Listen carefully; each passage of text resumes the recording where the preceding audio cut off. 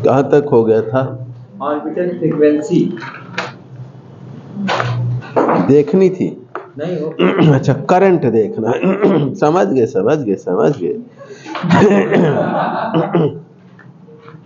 आज समय से आए हैं, पढ़ के आए हैं तो तुरंत एकदम काफी एकदम पढ़ नहीं आए तो समझ जरूर आए। अच्छा नहीं, कल की क्लास लिख के लाए हैं, पढ़ के आए, कल पढ़े थे, न होते आए होते पढ़े होते कल तो कहाँ दिखाते हमारे घर तो। अच्छा चलो ठीक है, देखते हैं अब current flowing with electron. Electron current क्या होता है, धारा क्या होता है, आवेश का प्रवाह। अब इलेक्ट्रॉन आवेशित कण है, ऑर्बिट में इलेक्ट्रॉन चलता है तो उसके साथ धारा प्रवाह हो रहा है, तो कितना करंट प्रवाहित हो रहा है इलेक्ट्रॉन के साथ उसको देखते हैं। Current flowing with electron, current flowing with electron,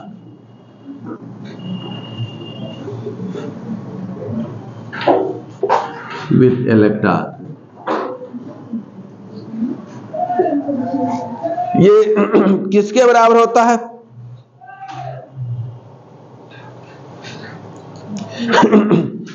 एक आवर्तकाल, यानी इलेक्ट्रॉन एक परिक्रमा लगाता है ऑर्बिट में, तो जितना समय में उतने समय में धारा कितनी प्रवाहित हो रही है इलेक्ट्रॉन के साथ, यानी कि इलेक्ट्रॉन का चार्ज डिवाइडेड बाय आवर्तकाल, उसके परिभ्रमण का, एक रिवॉल्यूशन का, तो ये होगा charge upon time period of revolution, ये होता है चार्ज। ये सब फिजिक्स का पढ़ा रहे हैं, फीस फिजिक्स में थोड़ा सा कम करके केमिस्ट्री में ज्यादा दे दीजिएगा सब लोग। ये करंट वरेंट सब फिजिक्स वाले एटॉमिक में है, एटॉमिक स्ट्रक्चर में है, ठीक है ना। हाँ, और रिवॉल्यूशन और ये सब तो वहां थोड़ी फीस कम करके यहाँ ज्यादा दे दीजिएगा। Time period of revolution,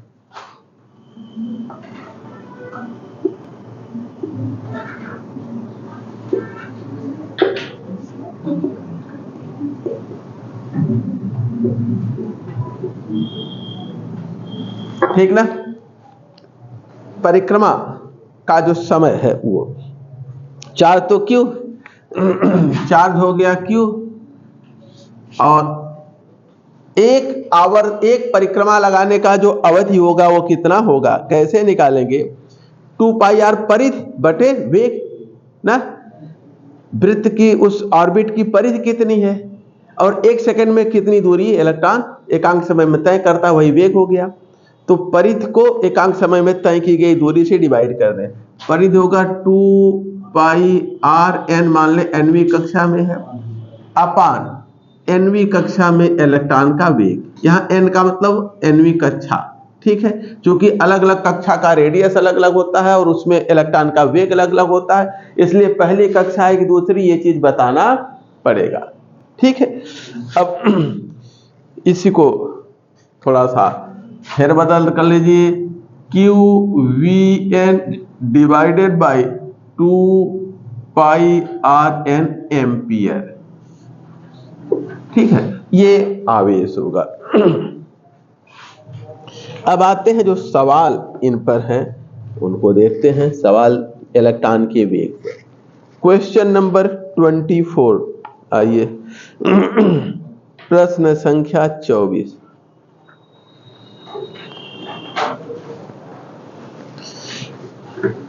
angular velocity तो करा चुके हैं, एंगुलर कि नहीं करा है, angular velocity of an electron is given by, करा दिए, ठीक है ना। क्वेश्चन नंबर 24 करा दिए। इसके पहले वाले क्वेश्चन नंबर 39, क्वेश्चन 39 देखिए। The time taken by an electron in one complete revolution in the nth Bohr orbit of hydrogen atom is, मिटा दे,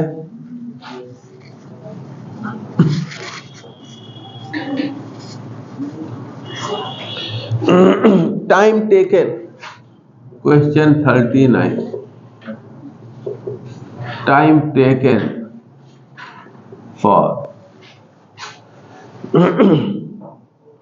by electron in one complete revolution taken by electron, by an electron in one complete revolution, one complete revolution in nth Bohr orbit of hydrogen atom, in nth Bohr orbit of hydrogen atom,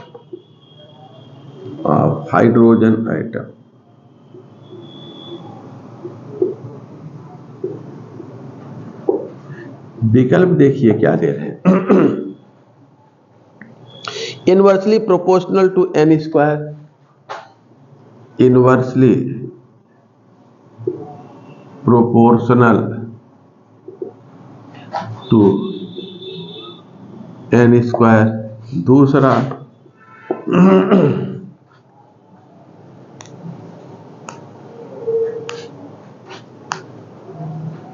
directly proportional to N cube है कि square, n cube, directly proportional to N cube,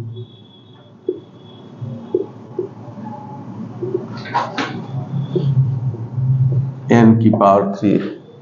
तीसरा है directly proportional to h upon 2 pi, directly proportional to h upon 2 pi. और चौथा है inversely proportional to, inversely proportional to n upon h ना, n upon h, n upon h के directly proportional. ठीक है इन्होंने ये पूछा है। अभी देखिए हम लोगों ने देखा था एक रिवॉल्यूशन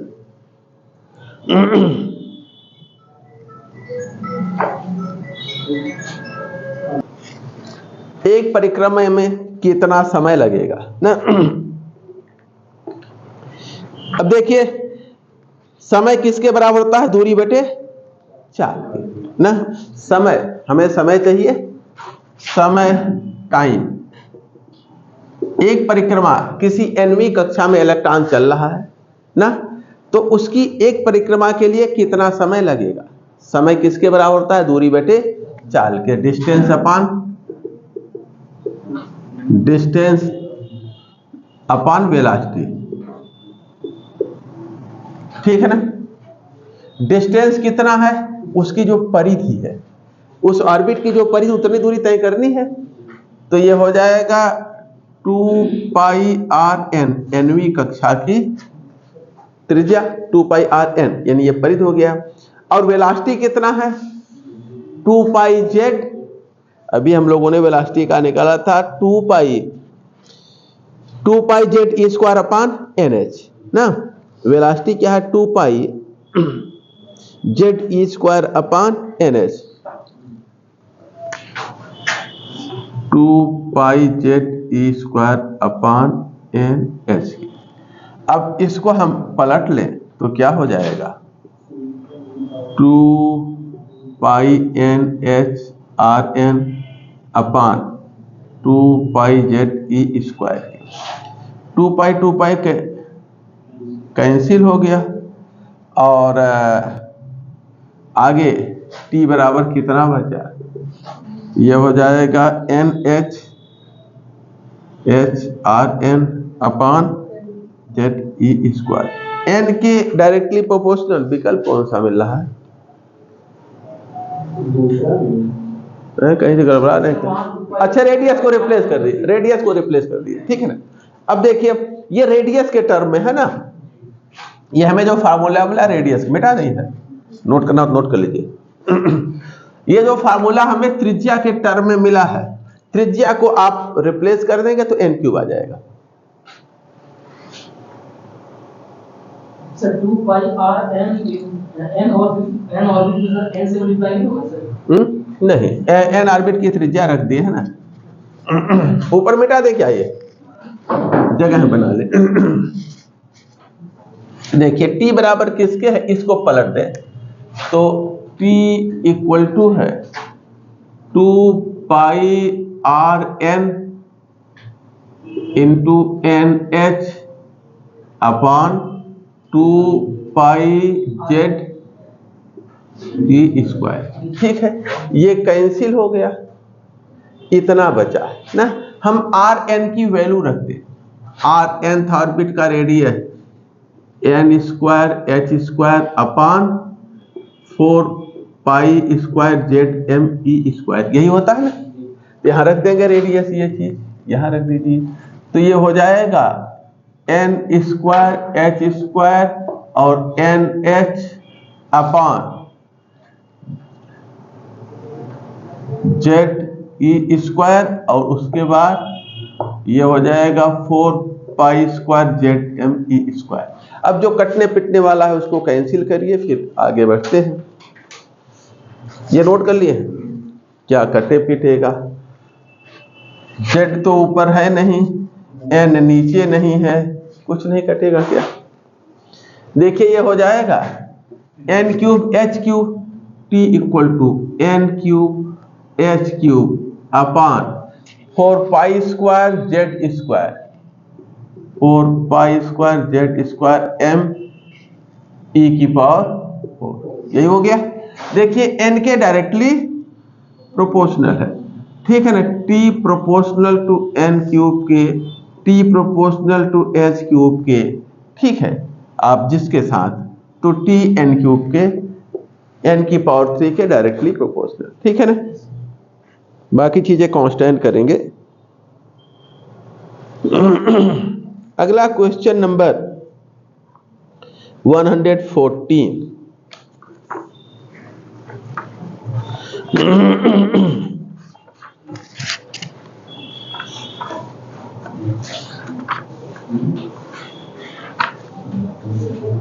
वन 114 था, 114 114। The ratio of velocity of electron in the ground state of hydrogen atom and its velocity in second excited state of helium ion। मिटा दे,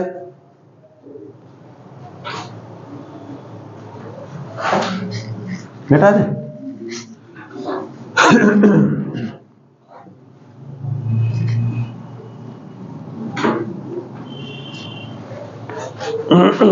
देखिए the ratio of velocity of electron, question 114। The ratio of velocity of electron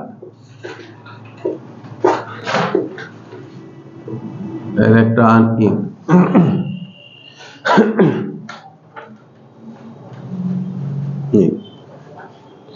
ground state of hydrogen atom, ground state of hydrogen atom and कौन सा, second excited state of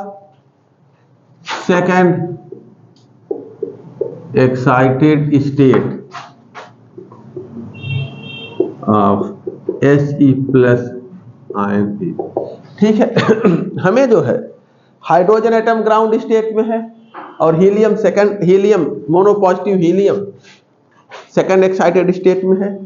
इनके velocity, electron की velocity का ratio, ये hydrogen है, ये इसका first orbit, और ग्राउंड स्टेट अगर है तो इलेक्ट्रॉन इसी ऑर्बिट में होगा ना। इसकी वेलोसिटी v1h, और दूसरा हीलियम मोनोपॉजिटिव, ठीक है, और ये इसका फर्स्ट ऑर्बिट, सेकंड, थर्ड, इस तरह से इसके ऑर्बिट हो गए। ये हीलियम का न्यूक्लियस है, ये ग्राउंड स्टेट है ना, एक इलेक्ट्रॉन होगा। लेकिन इलेक्ट्रॉन किस स्टेट में है, फर्स्ट नहीं, सेकंड एक्साइटेड स्टेट। तो ये फर्स्ट एक्साइटेड, ये सेकंड, पहली बार एक्साइट हुआ तो यहाँ गया, दूसरी बार गया तो यहाँ गया, ठीक है ना। ये फर्स्ट एक्साइटेड स्टेट है और ये क्या है, सेकंड एक्साइटेड स्टेट। तो इलेक्ट्रॉन यहाँ है, यानी ये कौन, इसमें वेलोसिटी चाहिए, ये तीसरा ऑर्बिट है ना, तो V3He प्लस हीलियम के थर्ड ऑर्बिट की वेलोसिटी। हमने वेलोसिटी देखा, वेलोसिटी का formula 2 pi Z square upon NH, ये वेलोसिटी था। तो velocity first orbit of hydrogen 2 pi Z hydrogen का E स्क्वायर अपॉन N1H ये है, और V2He प्लस ये हो जाएगा 2 pi z He plus E square upon इसका क्या है N3 है ना, N3H के। ये हो गया, दोनों का रेशियो निकालना है, इसको इससे डिवाइड कर दीजिए, ठीक है ना, तो रेशियो आपको मिल जाएगा। इधर नोट करिए तो बेटा दे।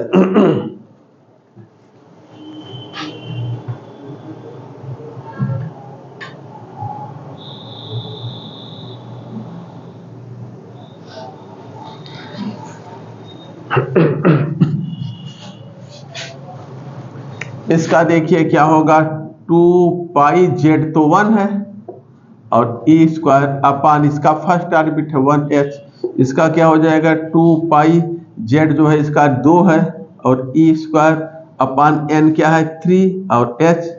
तो जो चीजें कैंसिल हो जाए, 2 पाई EH कैंसिल हो गया, 2 पाई और ये कैंसिल हो गया, तो क्या बचा, क्लियर है ना, यहाँ बचा 1/1 और यहाँ बचा 2/3। तो जब हम रेशियो निकालेंगे इसको V1H अपॉन V2He प्लस करेंगे तो हो जाएगा 1/1 गुणे 3/2 तो 1.5, ठीक है ना, ये पलट जाएगा नीचे करेंगे तो 3 ऊपर।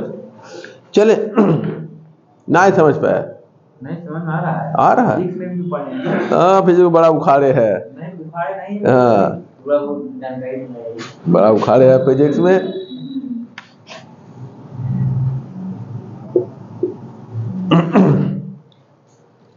वहाँ मॉडर्न फिजिक्स से पढ़ाया, हाँ बड़ा पढ़ाया गया, देखिए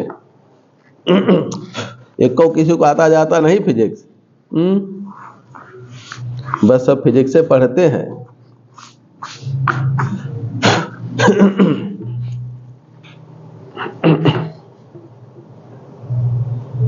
अब देखते हैं क्वेश्चन 127।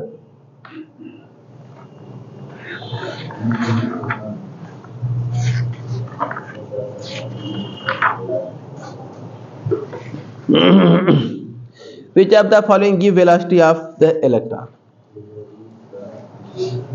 मिटा दे,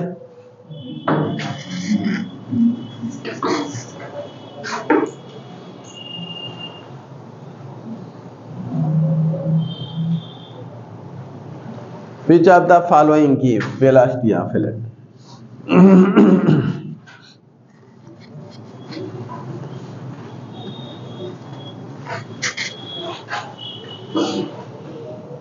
One 27.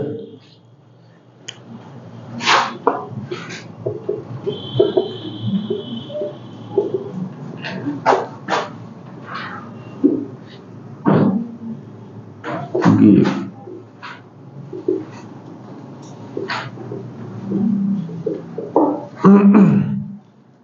प्रैक्टिस क्वेश्चन की यही इसी से मैं करा दे तो अलग से कराने की जरूरत ही ना हो। लेकिन होता क्या है जानते हैं, एक तो केमिस्ट्री में लिखना उखना बहुत रहता है, टाइम लगता है ना, जब एक चैप्टर महीने भर चलता है लेकिन ऐसे ज्यादा क्वेश्चन कराते समय टाइम दुगना हो जाता है।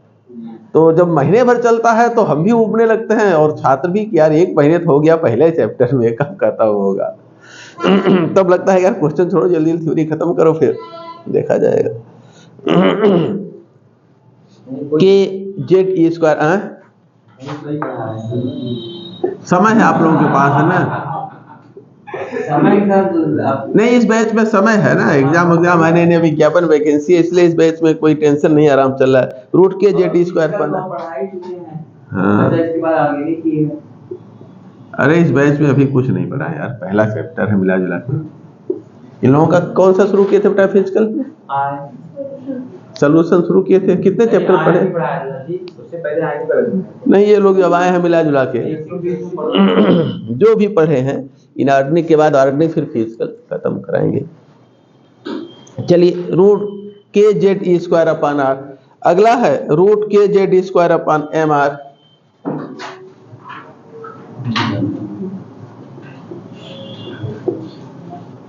और डी है रूट के जेड ई square m upon r.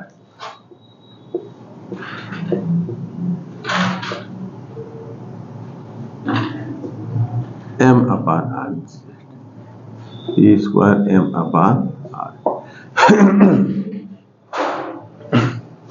Velocity electronic, देखिए जेड के टर्म में है ना, एक तो हम angular momentum m v r equal to n h upon 2 pi करते हैं, दूसरा m we square upon are equal to Z square, तो जेड इसमें है। तो देखिए हम ये इसी को लेंगे अब केंद्र बल वाला M we square upon R, क्योंकि यहाँ फार्मूले में जेड लिया गया है, ई लिया गया है, ये हो जाएगा 1/4 पाई एप्सिलॉन 0 जेड ई स्क्वायर अपान आर स्क्वायर। यही होता है एमकेएस सिस्टम में। ये कांस्टेंट है, इसकी जगह के यूज कर लिया गया है, इसकी जगह क्या यूज कर लिया गया है, के। आर और आर कैंसिल हो गया, एम को इधर कर दें तो वी स्क्वायर इक्वल टू के जेड ई स्क्वायर अपान एम को इधर कर दिए हैं तो एम आर के, तो we equal to root k z E square upon m are. कौन सा सही होगा, सी वाला, के z E square upon m are ना। अगला क्वेश्चन 170।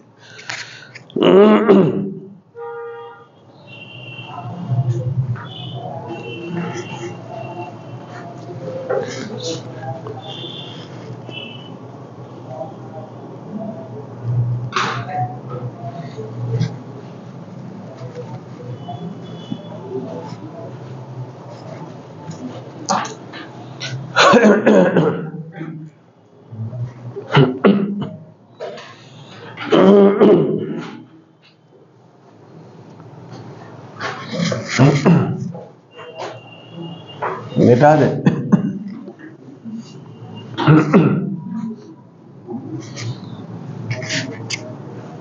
नोट्स आप लोग सिस्टमेटिक अगर रखे रहेंगे बढ़िया बना के तो आगे आप लोगों को काम देगा जब पढ़ाएंगे, नौकरी पाने के बाद कोचिंग वोचिंग अगर पढ़ाएंगे।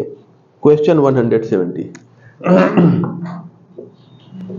कई बच्चे हैं इधर पश्चिम साइड के जो अभी फ़ोन करते कहते सर आपका जो नोट्स है कोचिंग वोचिंग पढ़ा रहे हैं, वो आईआईटी मेडिकल इन सब बड़ी कोचिंगों में पढ़ा रहे हैं, दिल्ली वहाँ कोटा वोटा भी गए हैं कई पढ़ाने, कहा वही आपका नोट्स वह पढ़ाते हैं, और कहा बहुत है, उससे ज़्यादा कुछ रहता नहीं, कहे बहुत है, वही एकदम कुछ कहीं हमें ढूंढना खोजना नहीं पड़ता, वही पूरा एकदम पढ़ा देते हैं। चलिए ये टीजीटी 2004 का सवाल है।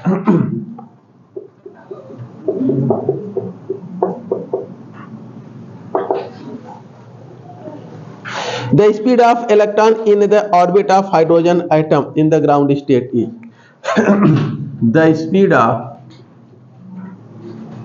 of electron in the ground state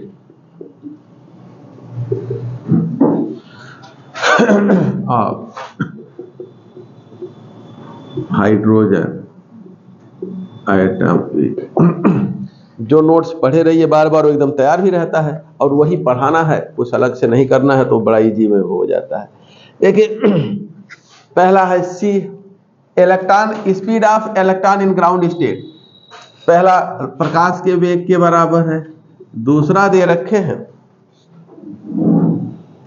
कहाँ गया यार कौन सा 170, दूसरा दिए है c/10, c/2, c/10, c/2, c/130, यही सही, अभी हमने निकलवाया था, ड्राइव करने की जरूरत नहीं।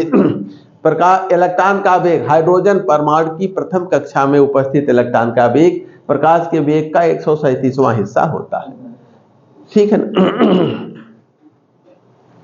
अब क्वेश्चन नंबर 207 आ जाइए।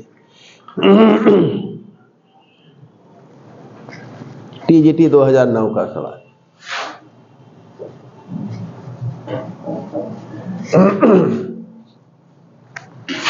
Question 207 TGT 2009।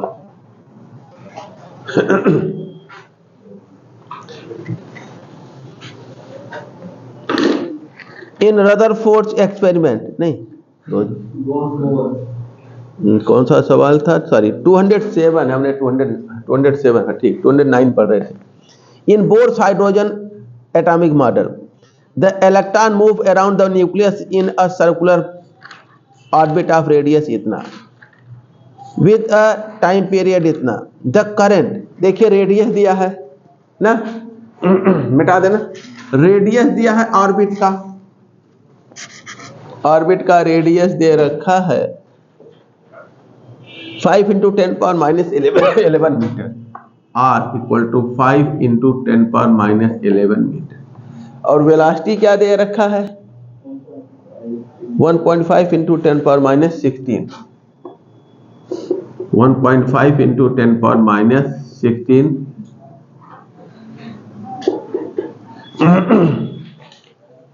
मीटर पर सेकंड में होना चाहिए, पर सेकंड। अच्छा टाइम दिया है, टाइम पीरियड, टाइम इतना सेकंड, ठीक है, सेकंड ये दिया है। अब हमें पूछा क्या है, करंट ना, जो करंट है वो पूछा गया है। करंट इलेक्ट्रॉन के साथ ये किसके बराबर होगा, चार्ज Q अपान जो समय है ना T के। तो चार्ज कितना होता है 1.602 × 10⁻19 कूलम इलेक्ट्रॉन पर, अपान टाइम कैसे निकालेंगे, 2πr अपान वेलोसिटी ना, 2πr की वैल्यू दे रखे हैं, पाई की वैल्यू भी रख दें 2 × 3.14, 2πr की value into 5 × 10⁻11 metre divided by 2πr upon v। Velocity क्या दे रखे हैं, अच्छा सॉरी एक मिनट, टाइम पीरियड ही सीधे दे रखे हैं ना, हमें टाइम ही सीधे दे रखे हैं, तो टाइम सीधे दे रखे हैं तो टाइम रख दें 1.5 × 10⁻16 सेकंड, निकाल लीजिए। रेडियस की कोई जरूरत नहीं है, ठीक है ना, हमें चार्ज चाहिए और टाइम पीरियड चाहिए, टाइम पीरियड दिए हैं, अगर रेडियस दिए होते, वेलोसिटी दिए होते, टाइम निकालते, टाइम निकालने की जरूरत है, टाइम सीधे दे रखा है। सॉल्व करके देखिए क्या आ रहा है, तब आगे बढ़ें। कोई कैलकुलेटर यूज करके जल्दी से निकाल लें।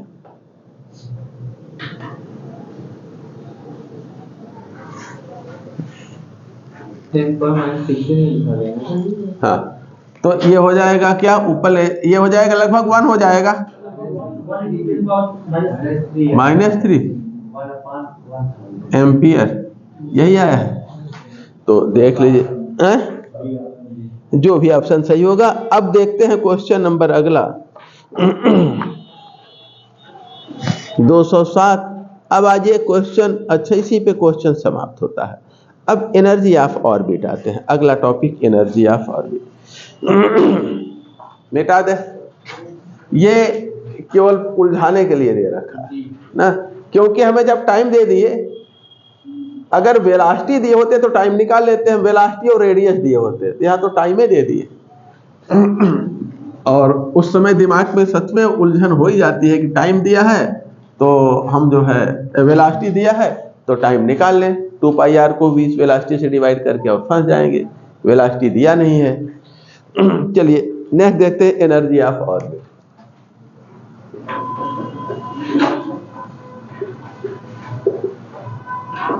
ऑर्बिट या इलेक्ट्रॉन कुछ भी कहें, किसी ऑर्बिट की जो एनर्जी होती है उस ऑर्बिट में उपस्थित इलेक्ट्रॉन की भी वही एनर्जी होती है।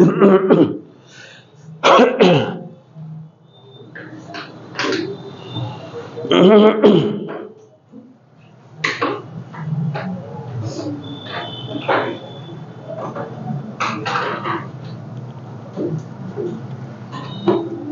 पॉइंट देखिए पूछा गया है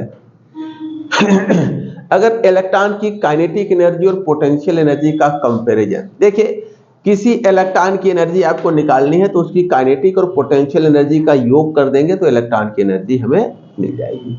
तो energy of electron energy of electron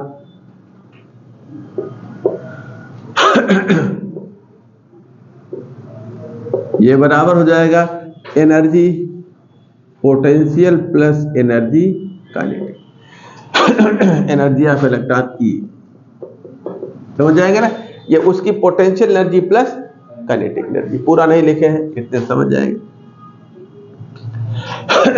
electron की काइनेटिक और पोटेंशियल एनर्जी एक दूसरे के बराबर होते हैं कि कम ज्यादा होते हैं, क्या होता है? काइनेटिक एनर्जी और पोटेंशियल एनर्जी में क्या संबंध है इसको देखते हैं।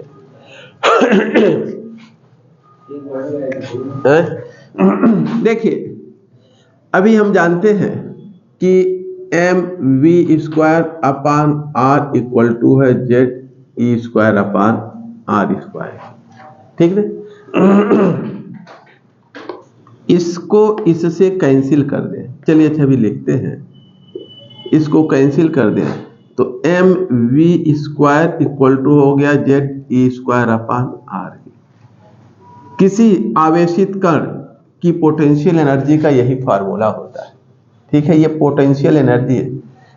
देखिए force of attraction ze² upon r², CGS में ले रहे हैं 1/4πε0 छोड़ दें, एनर्जी ze² अपान r, और इलेक्ट्रिक फील्ड की इंटेंसिटी किससे I से नोट करते हैं V से, जो भी हो, ये हो जाएगा ze अपान r², ठीक है ना।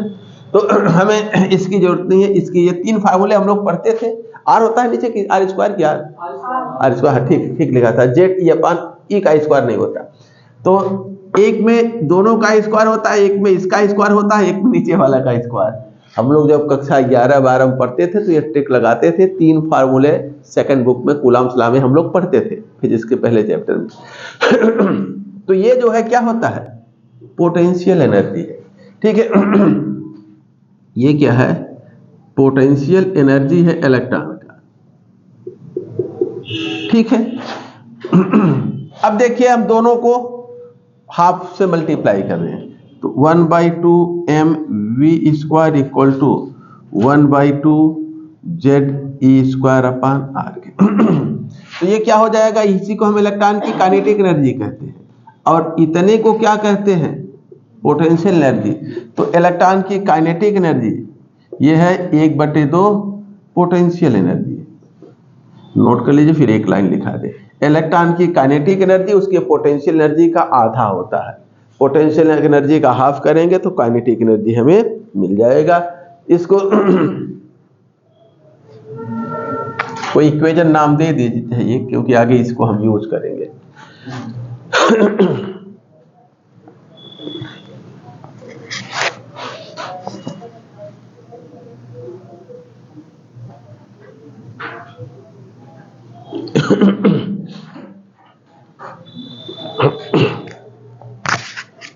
पेन दो, पूरा इस ब्रैकेट में पूरा लगा दिया।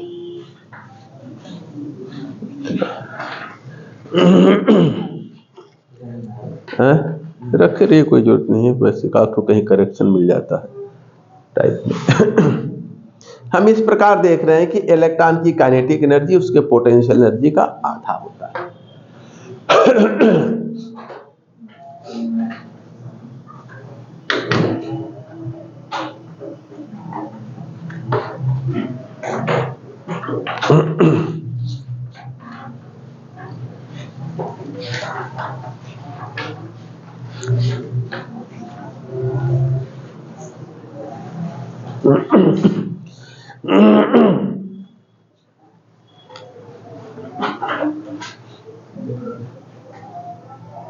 तैयारी वारी चल रही है, हो जाएगा सिलेक्शन ना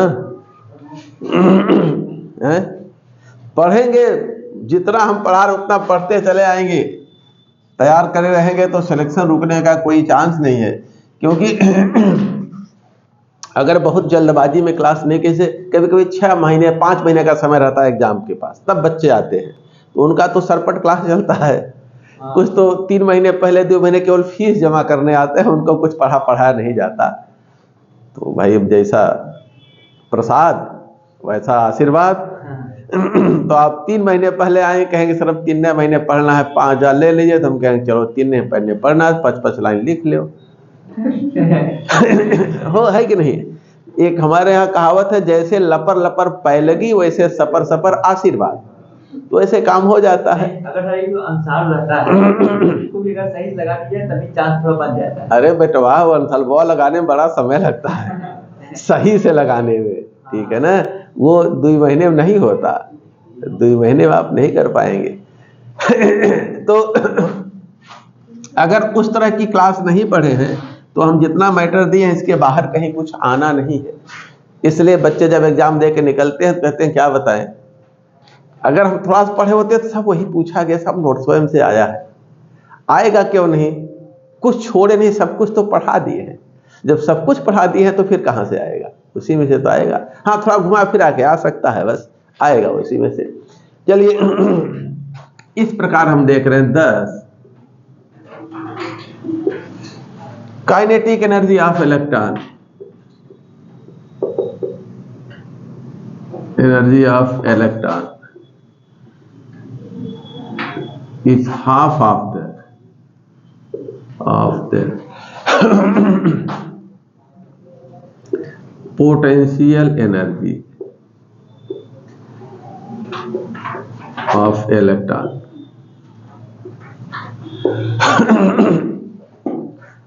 इलेक्ट्रॉन की काइनेटिक एनर्जी उसके पोटेंशियल एनर्जी का आधा होता है, ठीक है ना? अब चलिए जोड़ लिया जाए काइनेटिक एनर्जी पोटेंशियल एनर्जी को, टोटल एनर्जी हमें मिल जाएगा।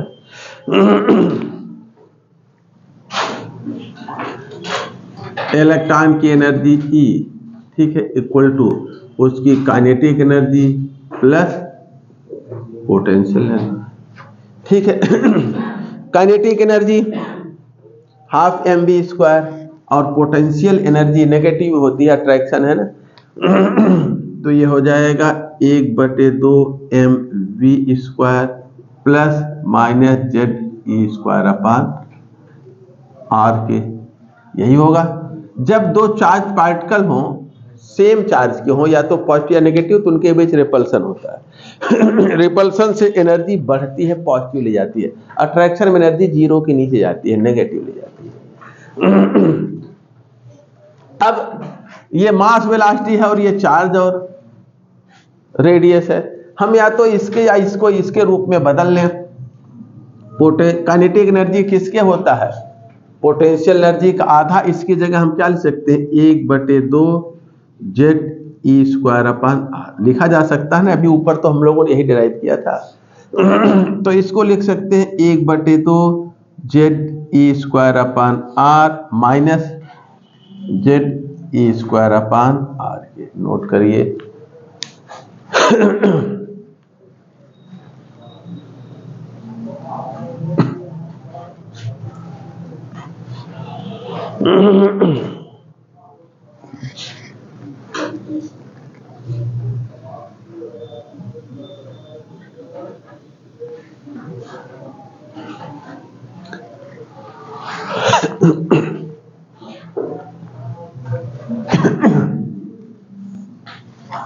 आगे देखिए,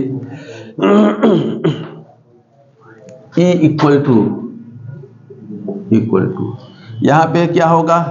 अब देखिए, हाफ में से 1 को घटाएंगे तो हाफ आएगा, या हाफ को कॉमन ले लीजिए, या इसको कॉमन ले लीजिए, तो आप जो है ze² अपान r को कॉमन ले लेंगे, 1/2 माइनस 1 बचेगा। आधा में से 1 को घटाएंगे तो क्या बचेगा? आधा बचेगा, माइनस आधा, ये हो जाएगा माइनस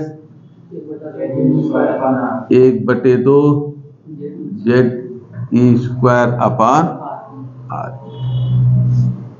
एनर्जी, ठीक है। इक्वेशन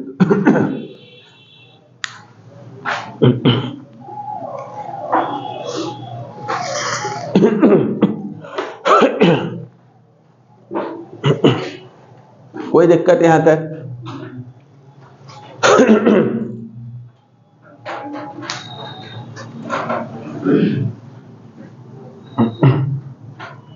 मिटा दे नीचे। अब देखिए आर की वैल्यू अगर रख दे, ये तो रेडियस के टर्म में है, आर की वैल्यू रख दिया जाए। हम ये जानते हैं कि आर इक्वल टू होता है N square H square upon 4 pi square Z M E square की। ये होता है रेडियस, ऑलरेडी डेराइव कर चुके हैं। इसको यहां पर रख दे ना, तो E इक्वल टू हो जाएगा -1/2 अपनी जगह है, और जेड ई स्क्वायर अपनी जगह है ना, और यह पलट जाएगा ना, एन स्क्वायर एच स्क्वायर और 4 pi square Z M E square, ये हो गया। तो इसको कैंसिल करेंगे तो ये कैंसिल हो जाएगा, तो E equal to -2 pi square Z square M E की पावर 4, यही होगा ना, 2 pi square Z square M E की power 4 upon N square H square.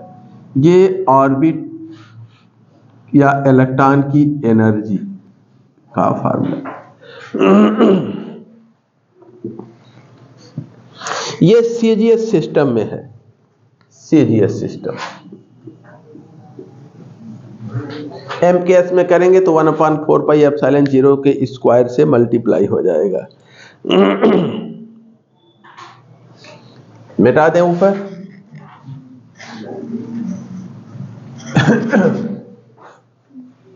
E equal to हो जाएगा -1/4 पाई एप्सिलॉन 0 का स्क्वायर, और बाकी यही 2 pi square Z M E की power 4, sorry 2 pi square Z square, 2 pi square Z square M E की power 4 upon n square H square.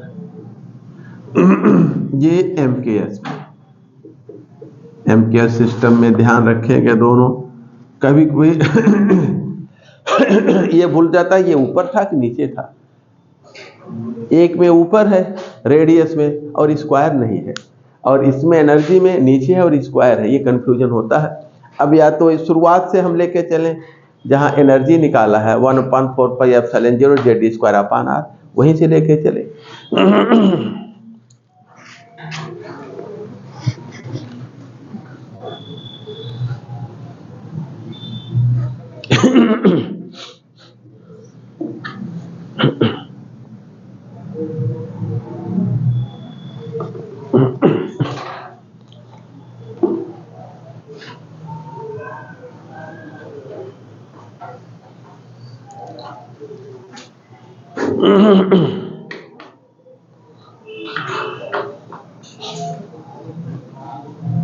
मिटा दे।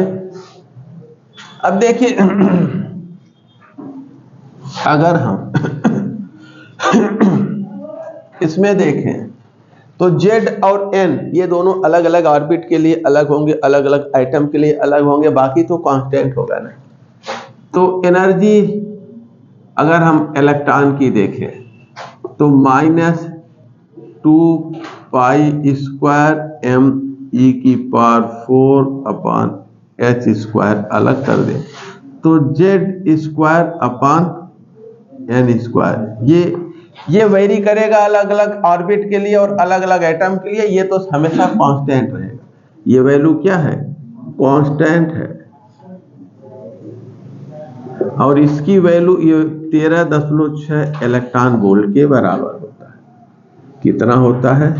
13.6 electron volt. Solve करेंगे तो अगर हम देखें E equal to -13.6 Z square upon N square electron volt, ये दूसरा एक और सिंपल फार्मूला हो गया। बाकी चीजों की वैल्यू रख दिया गया। ठीक ना।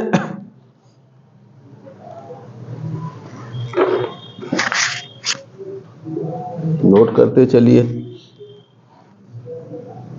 इसको जूल में देखेंगे तो -21.77 नीचे मिटा दें।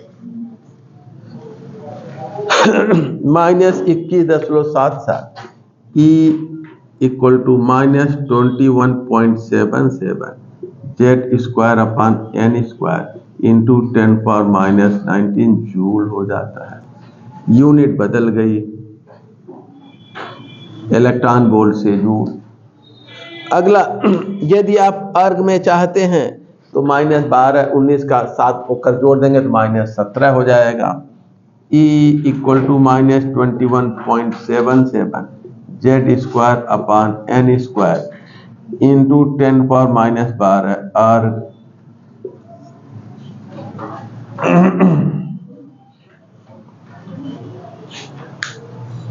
कैलोरी में 5.18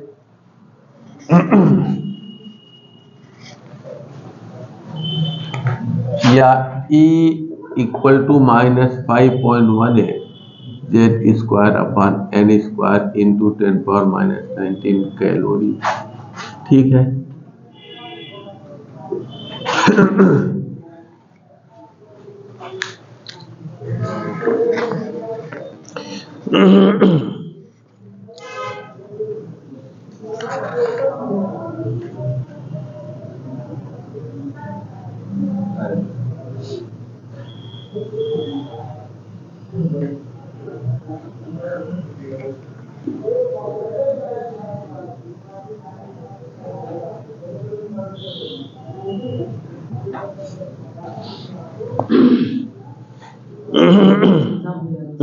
जनवरी में काम हो जाता है। नहीं, सही बात है।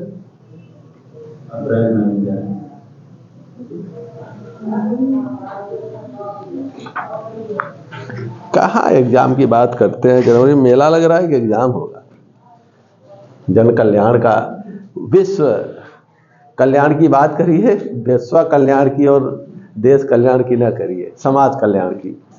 नौकरी पाएंगे आपका कल्याण होगा, बच्चों को पढ़ाए उनका कल्याण होगा, और ऐसे पूरे विश्व का पूरे कल्याण हो रहा है। बंद कर दीजिए वैसे। चले अब देखिए, अगर हम हाइड्रोजन एटम के फर्स्ट ऑर्बिट की बात करें तो, ठीक है ना, for the first orbit of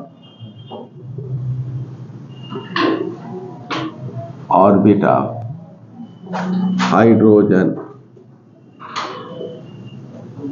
atom, ठीक है, Z की वैल्यू 1 होगी और N की वैल्यू भी 1 होगी। तो E इक्वल टू क्या हो जाएगा, 1H first orbit hydrogen -13.6 electron volt.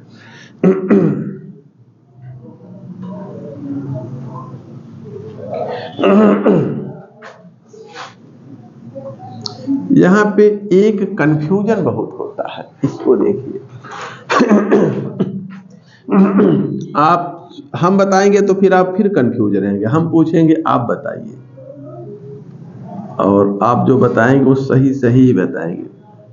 ये पहला ऑर्बिट है, इसका प्रिंसिपल क्वांटम नंबर 1 है, 2 है, 3 है और 4 है, इस तरह से आगे ना N की वैल्यू, और इसकी एनर्जी माइनस पहले ऑर्बिट की एनर्जी में इलेक्ट्रॉन की एनर्जी 13.6 इलेक्ट्रॉन वोल्ट, दूसरे में -3.4 इलेक्ट्रॉन वोल्ट, तीसरे में -1.51 इलेक्ट्रॉन वोल्ट, चौथे में -0.84 शायद होता है इलेक्ट्रॉन वोल्ट। यह है। तो इलेक्ट्रॉन की एनर्जी क्या हो रही है, बढ़ रही है, ठीक है। और जब इलेक्ट्रॉन जो है एटम के बाहर चला जाएगा, ठीक है, अर्थात हाइड्रोजन आयन और इलेक्ट्रॉन में बदल गया, ठीक है, कितनी एनर्जी देंगे, जितना यह है कितनी देंगे, तब इसकी एनर्जी क्या हो जाएगी, 0। तब इलेक्ट्रॉन की एनर्जी -13.6 से बढ़ते बढ़ते बढ़ते 0 पे जैसे आएगा तो ये आइटम के बाहर चला जाएगा। ठीक है, जैसे आपके पास 13 रुपये 60 पैसे का कर्ज है, आपको 2 रुपये 5 रुपये 10 रुपये देते जा रहे हैं लोग, आप कहें कि हमारा घाटा नेगेटिव में है, अकाउंट में आप देखेंगे -13.60 रुपये है। अब आप पैसा डालते जाएंगे 1 रुपये 2 रुपये, वो घाटा जो नेगेटिव है बढ़ते बढ़ते जब 0 पे आ गया तब आप कहेंगे हमारा कर्ज बराबर हो गया, अब मेरे पास एक भी पैसा नहीं बचा है ना। तो आपके पास नहीं बचा, यानी बढ़ रहा है आपकी इनकम ना, तभी तो -13.6 से 0 पे आए। अब उसके आगे डालेंगे तो आपके पास प्लस में होगा। तो अब अगर आप इससे अधिक एनर्जी देंगे तो जो एनर्जी होगी उसकी इसके पास गतिज ऊर्जा के रूप में उपस्थित रहेगी, लेकिन अगर इतना ही दिया है तो क्या हो गया, 0 पे आ गया। तो जब इलेक्ट्रॉन नाभिक से दूर जाता है, जैसे जैसे नाभिक से दूर बढ़ रहा है उसकी एनर्जी क्या होती है, बढ़ती जाती है। ये तो क्लियर है कि नहीं, कोई डाउट है? फिर 0 हो जाएगा, फिर और बढ़ता, लेकिन जरा सा ये देखिए E = -13.6 Z²/n²। तो प्रिंसिपल क्वांटम नंबर के ये क्या है, यानी ये बढ़ेगा तो ये घटना चाहिए ना, और आप कह रहे हैं कि बढ़ रहा है।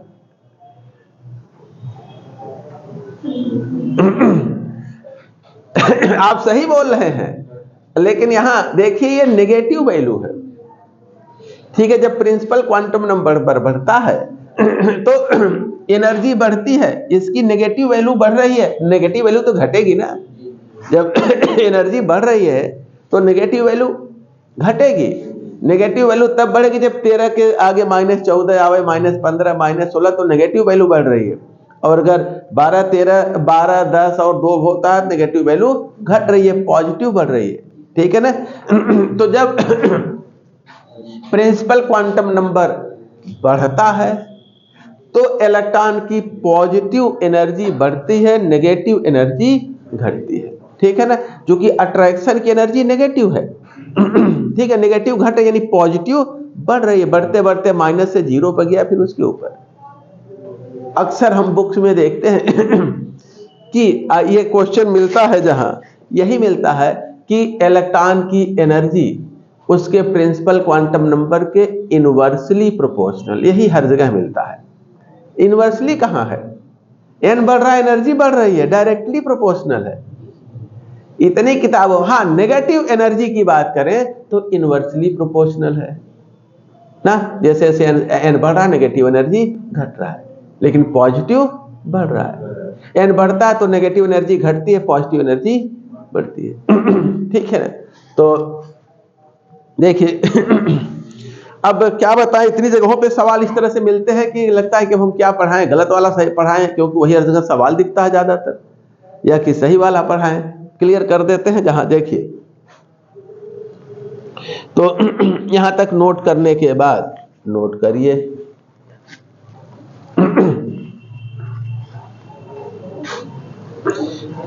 अर्थात देखिए ये हाइड्रोजन एटम है,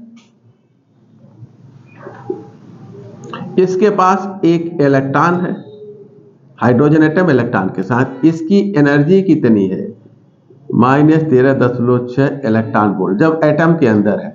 इसको अगर हम कितना एनर्जी दे दें, 13.6 इलेक्ट्रॉन वोल्ट, तो ये माइनस में, ये इस माइनस में ये जुड़ेगा तो क्या हो जाएगा, 0। तब क्या हो जाएगा, हाइड्रोजन आयन प्लस ये इलेक्ट्रॉन और एनायन, इसकी एनर्जी अब क्या हो गई, 0।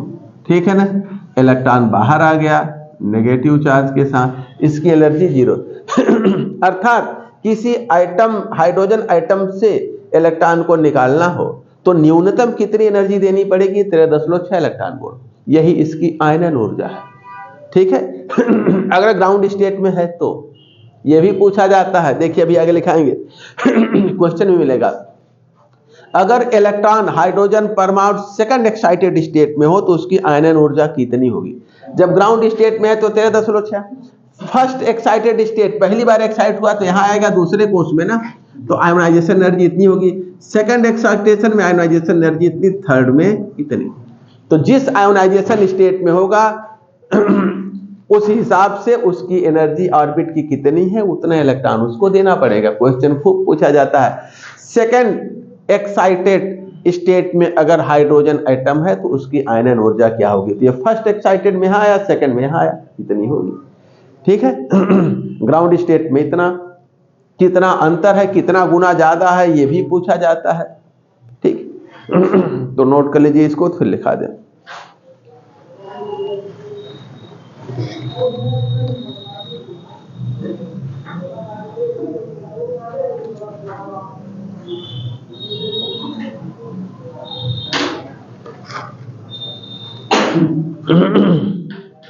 एक लाइन लिख लीजिए, फिर आज की क्लास इसी पे रोकते हैं।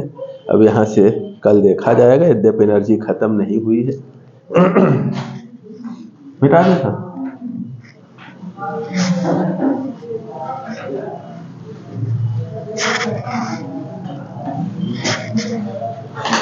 Thus, ionization energy of hydrogen in ground state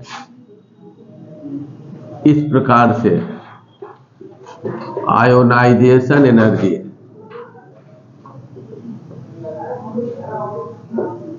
of electron in ground state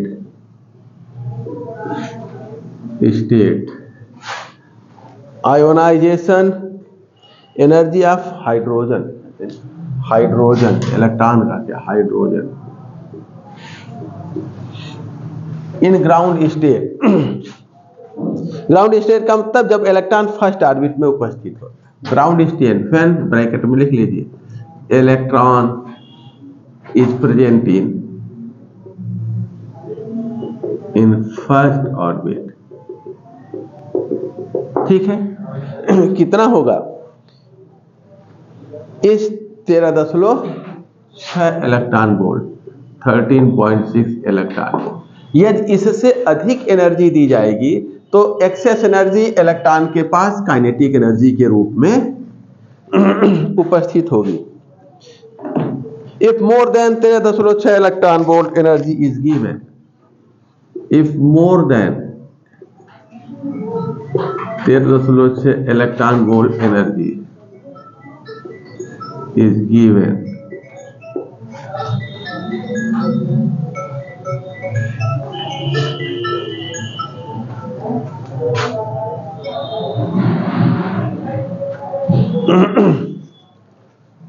if more than 13.6 electron volt energy is given to the electron atom को इससे अधिक एनर्जी दी जाती है, तब एक्सेस एनर्जी क्या होगी? Excess energy will be associated with, जो अतिरिक्त एनर्जी है 13.6 के अलावा energy will be associated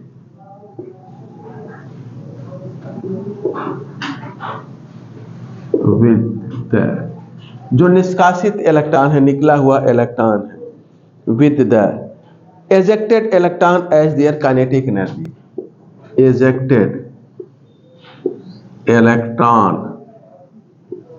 as their kinetic energy। ठीक है ना? यदि 13.6 ही देंगे तो इलेक्ट्रॉन निकलेगा, उसके पास कोई एनर्जी नहीं रहेगी, शून्य रहेगी। लेकिन अगर उससे ज्यादा देते हैं तो काइनेटिक एनर्जी के रूप में निहित रहेगी। चलिए अब इसके आगे नेगेटिव पॉजिटिव वाला जो है चक्कर, इसको और बाकी चीजें और भी ढेर सारी हैं, फिर सवाल कल की क्लास कराते हैं।